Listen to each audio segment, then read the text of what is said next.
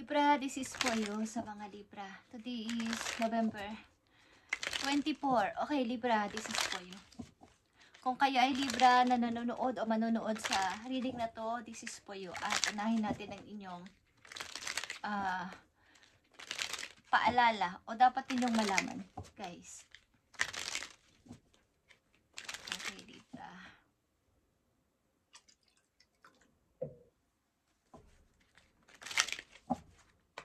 Libra, this is for you. Ulit-ulit na lang. Ako, okay. Andito ang Four of Swords, guys. At ito ay mga mata o mata. The eye when near denotes great interest taken by friends. Okay. Kung may mga tao kayong kilala na malayo sa inyo is maaring tinitingnan nila kayo sa malayo or pinagmamasa nila kayo sa malayo or nag-i-stalk sila sa inyo. Pero kung may mga kilala kayong malalapit sa inyo o malapit sa inyo is ang mga tao na to ay maaari nagkakaroon ng interes sa inyo. Ito man ay babae o lalaki. Libra is may mga taong interesado sa inyo sa malayo, sa malapit. At kung sa malayo is may tumitingin sa inyo. Ito man ay literal na kayo tinitingnan or sa mga internet. Okay. Tingnan natin ang message sa inyo, Libra.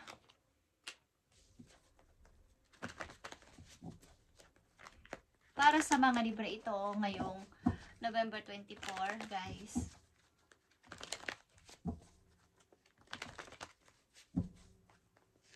Ilan sa inyo ay 49 years old o may kilala kayong nasa 49. Okay, kayo ay maybe malungkot. Ang taon na to ay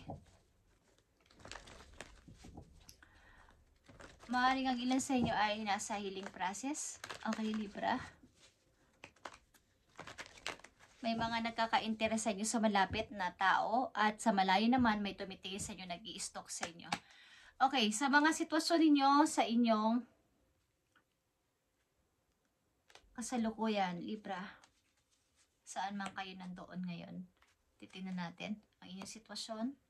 Uy. Okay. Okay, someone talaga ay may naghihintay o may hinihintay kayo sa malayo. Okay, Libra, ang unang message sa inyo ay Ace of Cups. Okay? Ito ay bago. Okay? Bago sa inyong paningin, bago ang inyong mga iniisip, marami mga idea ang dumarating o nandyan sa inyong harapan sa ngayon, Libra. Mga bagong idea at mga bagong pagkakaabalahan is meron. Okay. Ito ay water sign, guys. At nandito ang Hermit. Okay. Tayo Virgo, energy. Maaaring ang ilan sa inyo dito ay may purpose sa buhay na marami pa kayong gustong marating. Bukod sa inyong dinadanas sa ngayon sa kasalukuyan, meron kayong gusto pang malaman at marating sa buhay bago man lang kayo tumanda o magretiro, Libra. At andito ang Ten of Swords. Matagal kasi kayong na-stuck o matagal kayong nawala sa focus o na-stuck sa isang sitwasyon na ang tagal-tagal nyong makaalis doon, parang nilugmo kayo doon o hindi kayo talaga makapagpasya o makapagdesisyon. So ito yung time siguro na andito na yung bagong ako. Gusto kong makabuo ulit ng mga bagong tao sa paligid ko, bagong pangarap ulit at bagong ako, bagong emosyon. At bago man lang ako tumanda o magretiro is marami pa akong mga gustong marating. At nandito ang Queen of Wands. As a Queen of Wands is babangon ako ng may tiwala sa sarili. At gagawin ko ang gusto ko. Okay? This time, kailangan kong bumangon ulit at maniwala sa aking sariling kakayanan. Ano man to? Ano man itong naiisip ninyo sa kasalukuyan, gusto ninyong mangarap pa? Gusto ninyong may malaman pa bago man lang kayo tumanda or bago man lang kayo magretiro o umalis sa inyong pinagtatrabahuan, something. At maaring may bago na kayong mga ideyang naiisip o mga bagong pinagkakaabalahan sa inyong kasalukuyan. At may mga tao ditong interesado sa inyo, sa malapit. At sa malayo naman is maring may tumitingin sa inyo ng palihim. Libra, maring ito ay suspicious, maring may masamang interes sa inyo sa malayo. Okay. Tingnan natin ang message po yun, Libra, November 24, 2025. Dito sa Ace of Cups. Maring may mga bagong tao kayong nakikilala o nai-encounter sa inyong kasalukuyan, guys. Okay. Two of Swords is here. May mga pag-overthink kayo paminsan-minsan. Okay, Ace of Cups is here, guys. Andito ang Two of Wands. Bagamat kayo may kalituhan, is meron ng pamimili dito sa direction na inyong gustong puntahan o gawin sa buhay sa kasalukuyan. Ito ay two direction between old and new. At halos magkapareho man to, itong daan na to, itong path na to, itong pattern na to na inyong nakikita is aalamin yung mabuti o gusto nyong malaman na alin ba dito talaga ang gusto kong gawin sa buhay this time. Anong daan ang gusto kong daanan para hindi na ulit ako magkamali or hindi na ulit ako magkaroon ng mistake. Maaring ilan sa inyo sa inyong mga nakaraang taon sa buhay is mahilig mag-shortcut. Okay? Alam nyo yun ay madali at doon kayo agad-agad nagde-decide. Kumbaga sa inyong kasalukuyan is iniisip nyo na ang papunta kasi sa future. At hindi na kayo magpapadalos-dalos na mag-isip o magdesisyon. May pag-iisip talaga ng matagal bago ang pag-oo o pag-hindi. Pari ito ay bagong mga pagkakaabalahan o bagong pagkakakitaan na iisipan nyo o bagong pupuntahan na lugar is naiisipan nyo din. Okay, the Hermit is here. Okay, the Hermit is the Hermit, guys. Kayo talaga ay nag-iisip-isip at nag-aaral pa o may inaaral sa kasalukuyan. Bagamat kahit kayo ay nasa edad na maring malalaki na mga anak nyo or wala na sa tabi nyo ang mga anak ninyo is marami pa kayong gustong malaman hanggat nandito kayo sa mundo. Is marami pa kayong gustong matutunan at matuklasan bukod sa inyong ginagawa sa kasalukuyan. Mahilig kayo magbasa ng libro, ang ilan sa inyo, o mag-research sa internet ng kung ano-ano mga tanong nyo sa isip nyo. May mga hinahanap pa kayo o gusto kayong patunayan pa. Okay? Ten of Swords is the Moon. Okay. Ginugulo kayo paminsan-minsan ng nakaraan, guys. Galing ito sa nakaraan na inyong nasubukan o naging sitwasyon nyo sa mga nakaraan, maaaring 10 years ago, okay, or mas matagal pa dito, is paulit-ulit na nagbabalik sa inyong alaala mga nangyaring hirap ninyo dati at ito ay nakatago lang sa inyong mind. Hindi nyo ito masabi-sabi kahit kanino or confess man lang. Ito ay parang lihim para sa iyo at ayaw mo nang sabihin. Okay, Queen of Wands is the Nine of Cups. Okay. Katulad na sinabi ko, kayo ay nagre-research something at nag-aaral o mag-aaral pa. Bukod sa inyong nalalaman sa kasalukuyan is marami pa kayong gusto matutunan pa at matuklasan sa inyong buhay. Bukod sa inyong ginagawa sa kasalukuyan. Okay, marami pa kayong gustong marating o gustong marating pa. At hindi kayo titigil hanggat hindi nyo ito natutupad. Hanggat may buhay is may pag-asa, yan ang sinasabi ng ilan sa inyo. Habang buhay pa ako o malakas pa ako is mayroon akong dapat pang alamin. At ang ilan sa inyo may hinihintay na opportunity galing sa malayo, naghihintay ng good news o balita mula sa malayo. Maaaring may in-applyan kayo sa malayo, sa abroad, or sa ibang lugar. Okay, guys. Libra, tingnan natin ang mga message pa po yung November 24, 2025. Sa mga Libra ito, andito ang Two of Wands, the Hermit, the Moon, and the Nine of Cups. Gusto nyo matupad ang inyong pangarap at matutupad ito, guys, ayon sa inyong mga kagustuhan. Okay, the Tower is here. Good and bad news is maaaring may mga paparating sa inyo, so huwag kayong mabibigla. Okay? May mga good and bad na masyashock kayo o mga a-amaze kayo. Mix ito, okay? At ito ay nangyayari talaga sa buhay ng tao. Good and bad is nadating talaga at kaya nyo naman itong i-handle. Okay, 2 of Wands is the Queen of Cups. Okay, ito ay inyong pinagpipray at inyong meditate kayo, nagpipray kayo na ibigay sa inyo ang tamang direksyon para sa inyong pagpili this time. Na wag na kayo magkamali o magkaroon ng matalinong pagpili na ang inyong dapat gawin sa kasalukuyan. Maring kayo ay isang butihing ina o ama na naghahangad ng bagong buhay o bagong mapagkakakitaan, papaglibangan, or pupuntahang place. Okay. The Hermit is the Knight of Wands, guys. Ang ilan sa inyo ay balak mahilig tumugtog o mahilig sa mga gawain na may kinalaman sa pagkanta, pagtugtog o pagsayaw, guys. Yung mga may kinalaman sa music, ang ilan sa inyo is yun ang inyong hilig at ang ilan sa inyo ay lumalabas-labas with friends o plano ninyong makisali o makilahok sa mga may kaugnayan dito na grupo. Okay? At gusto nyong patunayan na kaya nyo pa. Kaya nyong ipakita ang inyong skills o ang inyong passion para sa kanila. Okay? The Moon is 2 of Pentacles, guys.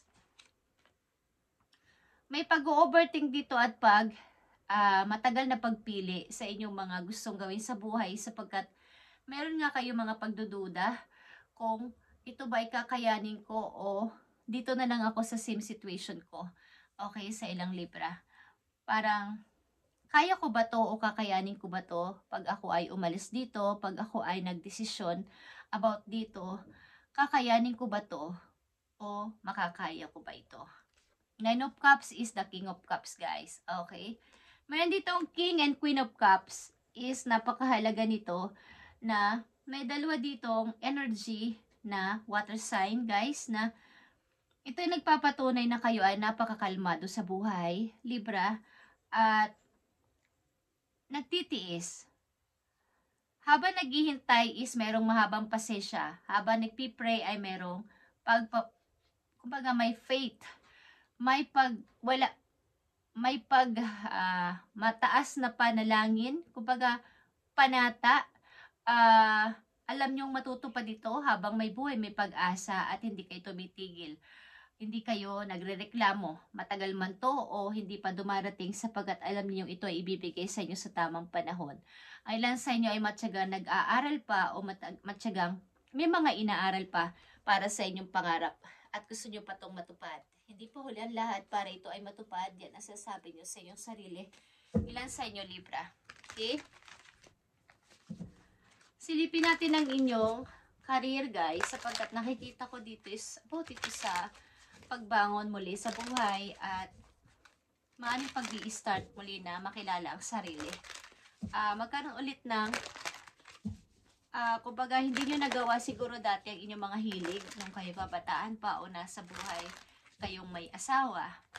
Maaaring ilan sa inyong Libra na dito ay mag-isa na sa buhay, nahiwalay man kayo o nabiyuda na kayo o biyudo is naghihintay kayo ng tamang panahon para sa inyong sarili at gusto nyo mag-enjoy. Gusto nyo i-enjoy ang mga panahon na nasayang nyo dati at hindi nyo nabigyan ng atensyon ng inyong sariling pangarap.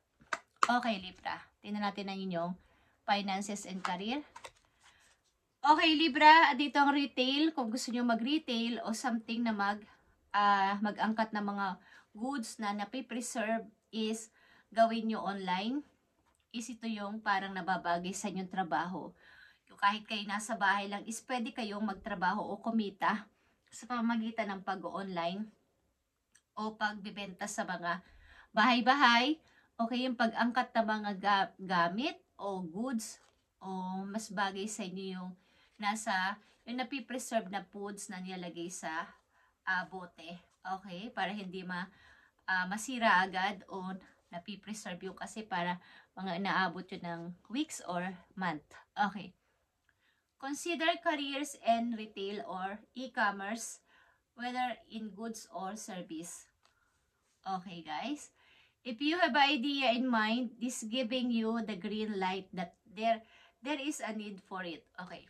Ito yung green light o ito na yung tamang time, time to go, time na para ito ay gawin mo, Libra. Ito na yung tamang time kapag napanood mo to sa mga Libra na makakarelate dito, na i-start mo na to kung kayo ay may bagong idea. Katulad ng sinabi ko sa una pa lang is may mga bagong idea kayo naiisip, pinag-aaralan nyo at nagre-research kayo kung ano siguro ang inyong gustong pasimulan o dapat pasimulan is, ito na yun guys.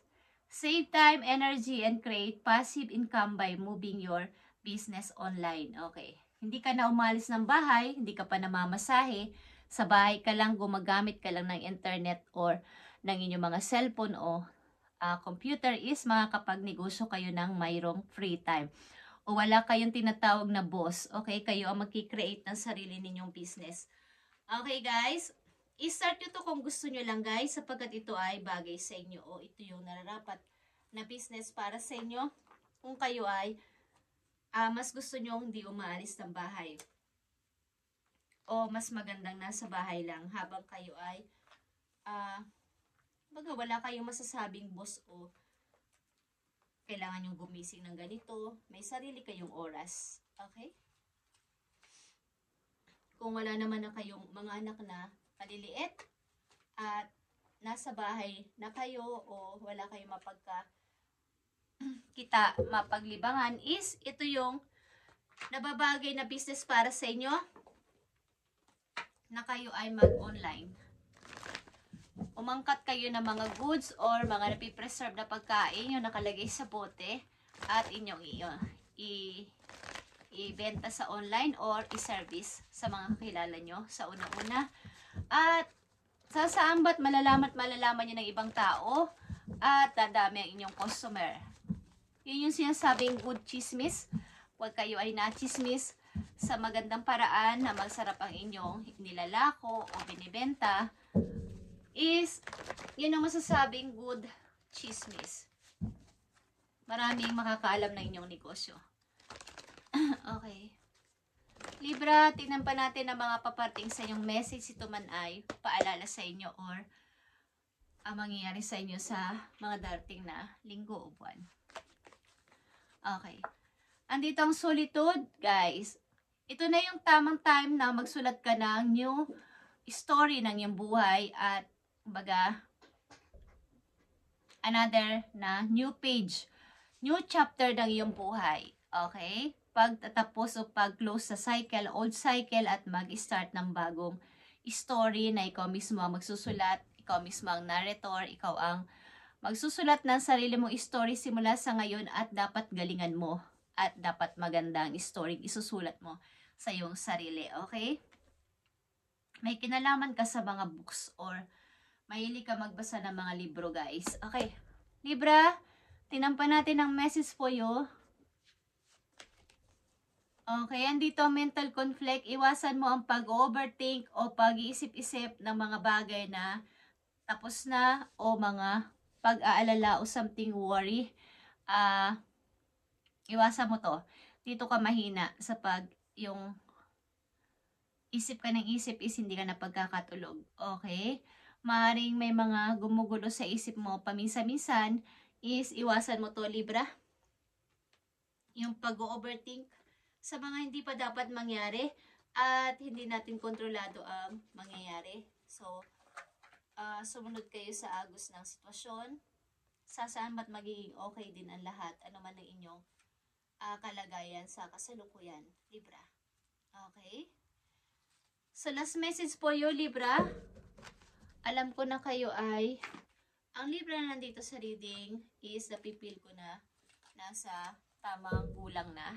Kumbaga, I mean, may mga anak na kayong malalaki at iniisip nyo naman ngayon ang sarili ninyo na mag-start ng kung anong bagay na hindi nyo na gawa ng panahon o oras noong mga maliliit pa ang mga anak ninyo. Okay?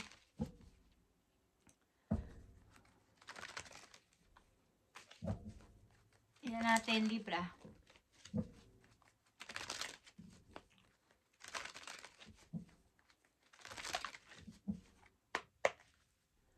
This is for you. Thank you. Okay, Libra, the divine fruit is here. As I work to improve And free myself, I strengthen my foundation. My intellect is light. My heart is warm. And my soul is straight. I am nurtured by the divine sun. The fruit I bear reflects by inner light. Okay.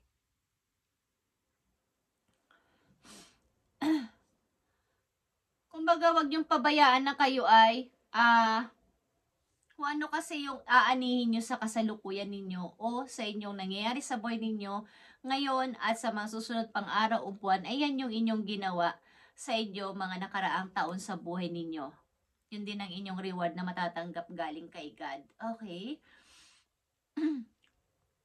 So, improve ninyo kung kayo ay ngayon ay mag-isa sa buhay. Mas i-improve nyo pa ang inyong sarili, palakasin pa. At yung inyong heart ay huwag niyong pabayaan na madrain ng kung sino man o mapasok na mga negative na mga kaisipan, okay, yung mga worries, is palakasin nyo to. Maaring kayo ay nai-involve sa fire sign, katulad ng Leo.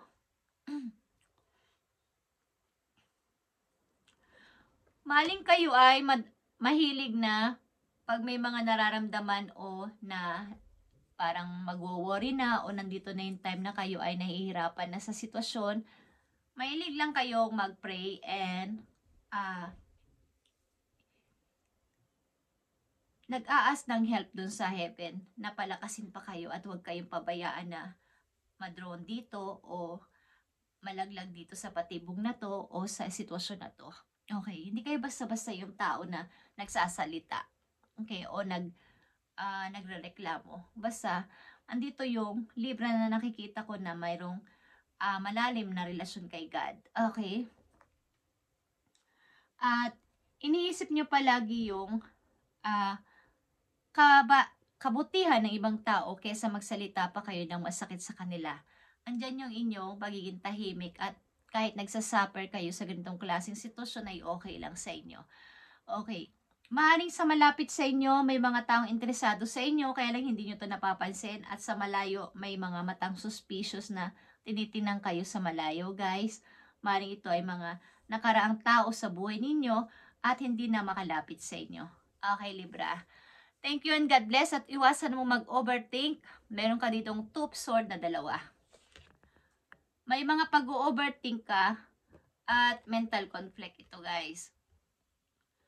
Andito din yung palagi kang tahimik talaga. Tahimik ka lang. Ayaw mo nagsasalita ng masakit sa kapwa.